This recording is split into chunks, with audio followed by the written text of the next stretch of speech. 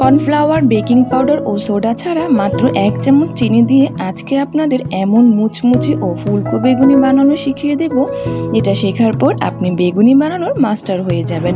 আসসালামু আলাইকুম, সবাই কেমন আছেন? সবাইকে স্বাগতম জানাচ্ছি সাহিল মমস বিডির আজকের রেসিপি দেখার জন্য।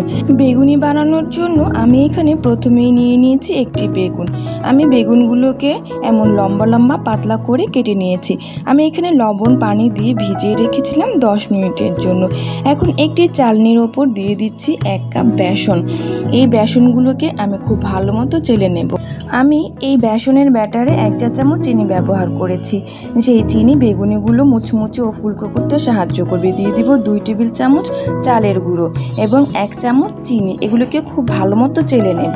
এখন দিয়ে দিব 1 চা চামচ লবণ, 1 চা চামচ হলুদের গুঁড়ো, 2 চা চামচ মরিচের গুঁড়ো দিয়ে সবগুলো উপকরণ খুব ভালো মতো মাখিয়ে নেব। এখানে আমি baking soda, baking powder, cornflour কিছুই ব্যবহার করব না। শুধু বেসন ও চালের গুঁড়া আর চিনি দিয়েই একদম পারফেক্ট বেগুনি তৈরি করে দেখাবো। এই পর্যায়ে শুকনো উপকরণে অ্যাড করে দিলাম পানি। পানিটা অল্প অল্প করে অ্যাড করতে হবে ব্যাটারের ঘনত্বটা বুঝে।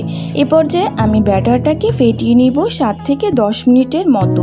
এই ফেটানোটা খুবই জরুরি, স্কিপ করবেন না।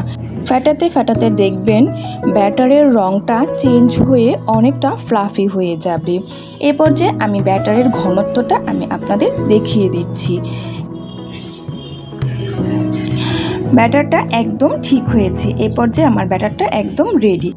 বেগুনিগুলো ভাজার জন্য আমি একটা প্যানে তেল গরম করে নিয়েছি।